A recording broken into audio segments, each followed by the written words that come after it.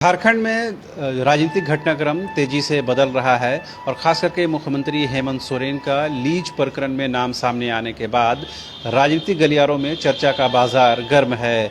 कई जो जानकार हैं वो ये तक बता रहे हैं कि हो सकता है कि मुख्यमंत्री हेमंत सोरेन की विधायिका तक भी खतरा पहुंच सकती है। ऐसे में सरकार का भविष्य क्या होगा, लिहाजा इस विषय पर बात करने के लिए हमारे सत्ताधारी दल के सहयोगी पार्टी राष्ट्रीय जनता दल के वरिष्ठ प्रदेश उपाध्यक्ष राजेश यादव जी हमारे साथ मौजूद हैं। अभी जिस तरह से राजनीतिक घटनाक्रम बदला है, आपको क्या लगता है कि ये बीजेपी ने जिस तरह राजभवन में सबूत पेश किया कि मुख्यमंत्री का नाम लीज प्रकरण में आता है, उनके भाई का नाम भी कहीं न कहीं दूसरे कंपनियों के साथ जुड़ा हुआ है, उसके बाद वो मामला निर्वाचन आयोग तक जाता है, निर्वाचन आयोग राज्य के मुख्य सचिव से तमाम कागजात की मांग करते हैं। आपको क्या लगता है कि झारखंड में आप लोगों की सरकार स्टेबल रहेगी कि नहीं? कि भारतीय जनता पार्टी पूरी संवैधानिक ढांचा को तोड़ रहा है। भारतीय जनता पार्टी से लोकतंत्र का खतरा है। झारखंड में जहाँ जहाँ पिछले 10 साल में, 15 साल में, 20 साल में जहाँ जहाँ भाजपा के केंद्र में आने के बाद जहाँ जहाँ मुख्यमंत्री पिछड़ा का रहा, दलित का रहा या उनके लोग हैं, उन पर तरह तरह का आरोप लगाना, उनको अस्थिर करने का काम भारतीय जनता पार्टी करती रही है। राजेश भाई, सवाल ये है ना कि अगर आप मुख्यमंत्री रहते हुए अपने पावर का मिसयूज करते हैं, दुरुपयोग करते हैं और अब लाभ अर्जित करते हैं, उसमें जात पात, ट्राइबल, नॉन ट्राइबल की बात कहाँ आती है? नहीं, कोई पावर का मिसयूज नहीं हुआ है। ये भारतीय जनता पार्टी का सोच है। भारतीय जनता पार्टी के जो वरिष्ठ नेता हैं, जो केंद्र में बैठे हुए लोग हैं, उनकी गलत मंशा है। झारखंड में जो पहली बार हुआ राज बनने के बाद हेमंत सोरेन के नेतृत्व में झारखंड की जनता की भावनाओं की सरकार है।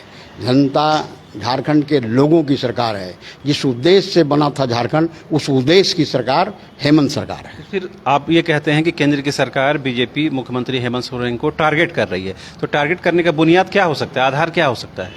नहीं, ये सारे लोग जो अभी देखिए आलम नहीं है। बिहार झारखंड की जनता, झारखंड की भी पार्टी, हम लोग सत्तारूढ़ पार्टी के विधायक, एक भी विधायक टूटने वाले नहीं है। वो मन में पुलाव पैदा कर रहा है भारतीय जनता पार्टी। ये विधायकों की बात नहीं, सीधे सीधे आपके राज्य के मुख्यमंत्री, आपके अगुआ, आपके मुखिया पर ये सीधा सीधा आरोप लगा है और इसमें कहीं ना कहीं तथ्य है, तभी तो यह तथ्य नहीं, तथ्य को बनाया जा रहा है। पिछले बार एक राज्य का राज्यपाल पिछले महीना राज्यपाल आए हुए थे और गुमला गए थे और यहाँ राजभवन में ठहरे थे और उन्होंने चीफ जज को बुलाया और चीफ जज को बुलाने के बाद इस तरह का मामला प्रकाश में लाने का प्रयास किया जा रहा है और कहा जा रहा है कि इस पर संज्ञान लो। कोर्ट में मामला है, केस चल रहा है, अब जांच होगा। आप ये कह रहे हैं कि राजभवन की भूमिका भी संदिग्ध है? राजभवन की भूमिका इसलिए संदिग्ध है, हम मानते हैं कि पहली बार हुआ कि विधि व्यवस्था के नाम पर आप चीफ सेक्रेटरी को बुला सकते हैं। बुलाइए, कहाँ मना है? आप राज्यपाल हैं, महामहिम हैं। लेकिन किसी मुख्यमंत्री के आरोपों की जांच करने के लिए आपको कौन से दे दिया, आदेश दे दिया? नहीं, अगर विपक्ष की पार्टियां इस बात को सबूत लेकर पेश करती हैं कि ये मिसयूज हुआ है, तो उस पर तो संज्ञान लेगा ना राजभवन? राजभवन संज्ञान लेगा। विपक्ष कौन? विपक्ष कौन लोग बोल रहा है? पूर्व मुख्यमंत्री रघुवर दास ने सबूत पेश किए। जी अपने गिरमान में तो झांके। अर्जुन मुंडा जी की सरकार कैसे गिरी थी? बाबूलाल मरांडी जी आज भाजपा में, उनकी सरकार कैसे गिरी थी? नहीं, आरोप का जवाब तो आरोप नहीं हो सकता है ना। आरोप का जवाब यह है, स्पष्टीकरण होना चाहिए। नहीं, स्पष्टीकरण है। कोई गलत नहीं हुआ है, कोई गलत काम नहीं हुआ है। हेमंत सोरेन ने कोई गलत काम नहीं किया है। अब तो ये उस वक्त पता चलेगा ना जब राज्य के मुख्य सचिव यानी सुखदेव सिंह जी केंद्रीय निर्वाचन आयोग को तमाम कागजात भेजेंगे, उसके बाद वहां से निर्णय होगा। नहीं, कागज भेजना नहीं भेजना ही है, उसके पहले ही इस तरह का हथगंडा बनाना, पहले ही तरह तरह के आरोप लगाना, भाजपा के नेताओं द्वारा राज्यपाल को मिलना, भाजपा के अध्यक्ष तमाम पार्टियों के लोग राज्यपाल से मिलते हैं, अपने ग्रीवांसेस रखते हैं। ग्रीवांसेस किए? कौन ग्रीवांसेस? आज विधि व्यवस्था क्या रखिए ग्रीवांसेस? यहाँ की समस्याओं को लेकर ग्रीवांसेस किए। आप आरोप लगवा रहे हैं जानबूझ करके। ये क्या लग रहा है, ये सब दिल्ली के इशारे पर हो रहा है? एकदम पूरी दिल्ली के इशारे पर हो रहा है, लेकिन इससे यहाँ डरने वाला नहीं है। ये हेमंत सरकार, हेमंत सोरेन भी डरने वाले नहीं है और यहाँ जो महागठबंधन है वो भी इस तरह का डरने वाले लोग। ये क्या मुश्किल टाइम में इस सरकार में क्या राजद पूरे साथ है, सरकार के साथ खड़ी है इस वक्त? नहीं नहीं, पूरे महागठबंधन में जो भी पार्टियां सब हेमंत सरकार के साथ हैं। और हमारा तो मानना है राष्ट्रीय जनता दल का, जो भी पिछड़ा मुख्यमंत्री होता है किसी भी राज्य का, जी आप देख लीजिए वो इस तरह दबाव बना रहे हैं कि जिस तरह सृजन घोटाला में नीतीश जी के आने के बाद नीतीश जी पर इतना दबाव बनाया कि नीतीश जी भाग गए, लेकिन हेमंत सोरेन भागने वाले नहीं हैं। नीतीश जी भाग गए, नीतीश जी दबाव में आ गए। सृजन घोटाला क्या था? मगर इसकी जांच होने, अगर मुख्यमंत्री, राज्य के मुख्यमंत्री पर न गंभीर आरोप लगते हैं तो क्या जांच तो होनी चाहिए ना, स्पष्टता होना चाहिए ना, तस्वीर साफ होनी चाहिए। नहीं नहीं, जांच होनी चाहिए। गंभीर आरोप कौन लोग लगा रहे हैं उसकी मंशा को भी देखना होगा। नहीं, तथ्यों के आधार पर अगर कोई बात अपनी रखता है, कोई तथ्य नहीं है। नहीं, इस बात में तथ्य है ना? नहीं नहीं राजेश जी, इस बात में तथ्य है कि आप मुख्यमंत्री रहते हुए अपने नाम से आपने एनओसी दिया। कब हुआ था? अप्लाई कब किए थे वो? अभी जब मुख्यमंत्री किए थे क्या? अभी मुख्यमंत्री बनने के बाद अप्लाई हुआ था क्या लीज के लिए? रघुवर दास की सरकार में, क्या अर्जुन मुंडा की सरकार में लीज नहीं हो रहे हैं क्या? नहीं हुए हैं क्या खनन का? तो आप ये कह रहे हैं कि वो लोग चुन चुन कर ऐसे मामले सामने ला रहे हैं जिससे सरकार को अस्थिर किया जाए? अस्थिर किया जाए एकदम निश्चित रूप से। राज्यपाल भवन में राज्यपाल को तलब करना, मुख्य सचिव को, राज्यपाल के यहाँ दूसरे राज्य के राज्यपाल आकर करके वो सलाह देना। मनोज सिन्हा कश्मीर का राज्यपाल हैं, आए थे कि नहीं? सलाह दिए थे कि नहीं? बताइए। उसके बाद तो मुलाकात होती ही मनोज है ना? सिन्हा के आने के बाद ही प्रक्रिया क्यों ये तरह जोड़ पकड़ा? मनोज सिन्हा के राज्यपाल राजभवन में ठहरने के बाद ही इस तरह का प्रक्रिया तेज क्यों हुआ? तो आप राजभवन पर आरोप लगा रहे हैं?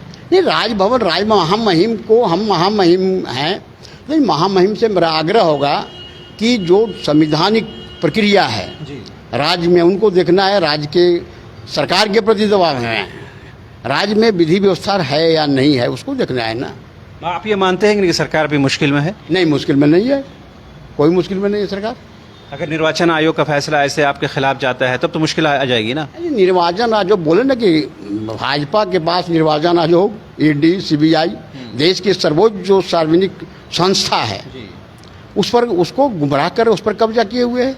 उसके माध्यम से राज्य सरकार को गिराने का, विधायकों को खरीदने का, विधायक पर आरोप लगाने का, आरोप लगा करके उसको मुकदमा दायर करने का काम कर रही है। आलमगीर आलम पर अभी आज का मामला था क्या? आज ईडी जो जांच की दिया है। आप टाइमिंग पर सवाल उठा रहे हैं ना? टाइमिंग नहीं, आज मामला था। आलमगीर आलम साहब पर दबाव ईडी ने किया, केस कर रहा है। क्यों भाई? वो ठेकेदारी का मामला था, 2 गुटों में लड़ाई था वहाँ, और आज ईडी ने जांच कर रहा है। अब हम तो ईडी को जो हिम्मत है, ईडी को, सीबीआई को, कि भारतीय जनता पार्टी के पूर्व विधायकों को, पूर्व मंत्रियों की संपत्ति की जांच करो। भाजपा के पूर्व मंत्री, तो आप लोग इसकी मांग करेंगे क्या? आप हाँ, हम मांग करेंगे। रघुवर दास जी बोल रहे हैं, सरजू राय जी, और सरजू राय जी तो अभी जो बोल रहे हैं, ये अर्जुन मुंडा जी क्या थे, आज क्या हैं, उनकी संपत्ति कहाँ से इतना आ गई है? इसकी जांच होनी चाहिए। यदि आप जांच भ्रष्टाचार समाप्त करना चाहते हैं तो पहले भारतीय जनता पार्टी के जो पूर्व मंत्री रहे हैं, विधायक रहे हैं, उनके खिलाफ जांच क्यों नहीं? उनकी संपत्ति को सार्वजनिक करो। ठीक।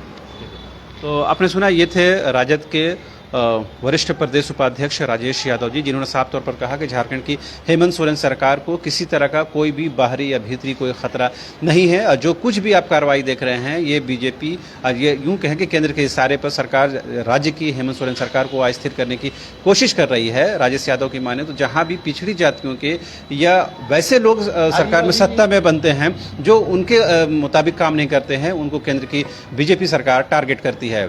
कैमरा पर्सन हृदय के साथ रांची से न्यूज़ बाइस्कोप के लिए शहनवाज।